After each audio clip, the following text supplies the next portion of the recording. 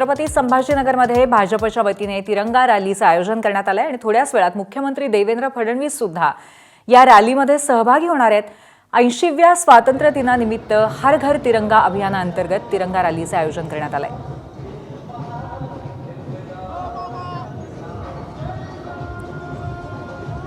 आणि तिरंगा रॅलीच्या निमित्ताने प्रचंड मोठ्या प्रमाणामध्ये इथे लोक जमलेली दिसतायत।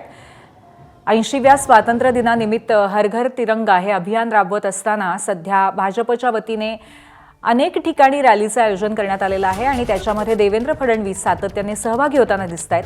थोड्याच वेळात छत्रपती संभाजीनगरमध्ये ही जी तिरंगा रॅली सुरू आहे तिथे सुद्धा मुख्यमंत्री देवेंद्र फडणवीस सहभागी होणार आहेत।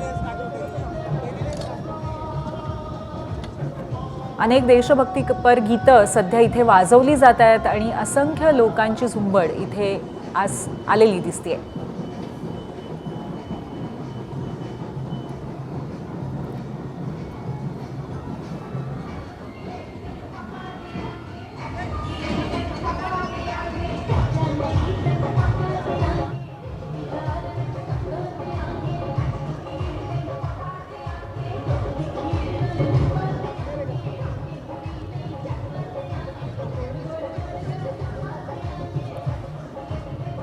उद्या 15 ऑगस्ट आहे आणि देशाचा 80वा स्वातंत्र्य दिन साजरा होणार आहे आणि हेच औचित्य साधून भाजपने विविध ठिकाणी सध्या तिरंगा रॅलीचं आयोजन केलेलं आहे। काही दिवसांपूर्वी मुंबईमध्ये ही तिरंगा रॅली झाली, त्याच्यानंतर पुण्यामध्ये सुद्धा तिरंगा रॅली आणि त्याच वेळेला बाईक रॅली सुद्धा त्या निमित्ताने काढण्यात आलेली होती। फक्त सगळे भाजपचे कार्यकर्तेच नाही तर एकंदरीत तरुणाईला सुद्धा आकर्षित करून घेण्याचा हा भाजपचा प्रयत्न आहे।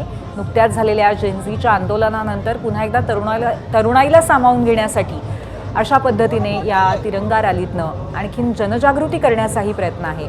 आणि छत्रपती संभाजीनगरमध्ये आज ही तिरंगा रॅली होतीये। या रॅलीमध्ये मुख्यमंत्री देवेंद्र फडणवीस सहभागी होतील, त्यानंतर ते संबोधितही करतील इथे लोटलेल्या जनसागराला। परंतु हातामध्ये तिरंगे फडकावत अगदी घराघरातनं लोक आज या रॅलीमध्ये सामील झालेले दिसत आहेत आणि छत्रपती संभाजीनगरमध्ये सर्वसामान्यांच्या माध्यमातून स्वातंत्र्य दिनाच्या पूर्वसंध्येला आज अशा पद्धतीने सगळ्या सेलिब्रेशनची सुरुवात झाली असंही म्हणायला हरकत नाही। दिल्लीच्या जंतर मंतरमध्ये आंदोलन झालं होतं, त्यानंतर अशा पद्धतीची तिरंगा रॅली ही विरोधकांकडून सुद्धा काढण्यात आलेली होती। परंतु आजची तिरंगा रॅली खास आहे। आपण आपले प्रतिनिधी आपल्यासोबत आहेत, रवी मुंडे यांच्याशी आपण चर्चा करूया। रवी, खूप मोठ्या प्रमाणामध्ये इथे आज लोक जमलेले आहेत, लोकांचा उत्साह अगदी ओसंडून वाहतोय। नक्की किती वेळामध्ये मुख्यमंत्री इथे आता येणार आहेत? पूर्वी छत्रपती संभाजीनगरमधील संभाजी पेठेतलं हे दृश्य आहे आणि सगळीकडे आपल्याला राष्ट्रध्वज आपल्याला पाहायला मिळतोय। असंख्य अशी गर्दी या ठिकाणी झालेली आहे। अवघ्या काही मिनिटात मुख्यमंत्री या ठिकाणी दाखल होतील।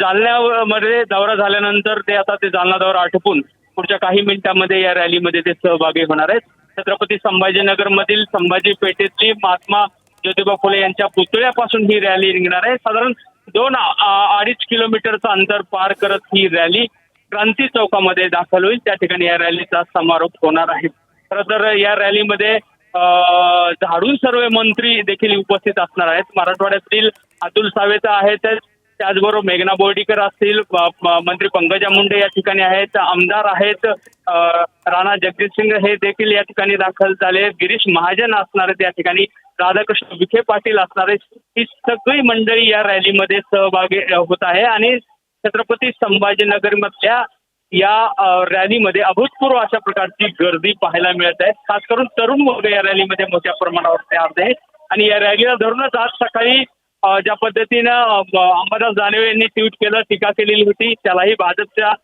सर्व नेत्यांनी प्रत्युत्तर दिलेलं आहे की उत्स्फूर्त अशी राष्ट्रभक्ती दाखवण्यासाठीच ही सगळी शक्ती आहे आणि युवा शक्ती यामध्ये दाखल होणं ही काही अनुचित गोष्ट नाहीये किंवा तशा प्रकारची टीका करणं हा अनुचित प्रकार आहे। खरं तर भाजप नेत्यांनी ज्या पद्धतीनं या रॅलीची तयारी केली आहे ते कुठेतरी पाहायला मिळत आहे। गेल्या 8 दिवसापासून संभाजीनगरमध्ये या रॅलीची भाजपच्या वतीने तयारी सुरू होती आणि मोठ्या संख्येनं या ठिकाणी गर्दी पाहायला मिळते। आता ही रॅली थोड्याच वेळानं मुख्यमंत्री सहभागी झाल्यानंतर ती क्रांती चौकाच्या दिशेने कूच करेल। नक्कीच आणि त्यावेळी आम्ही तुमच्या सोबत असू, वेळोवेळी अपडेट घेत राहू. आपलं लक्ष असेलच. धन्यवाद आपण दिलेल्या माहितीबद्दल तुर्तास.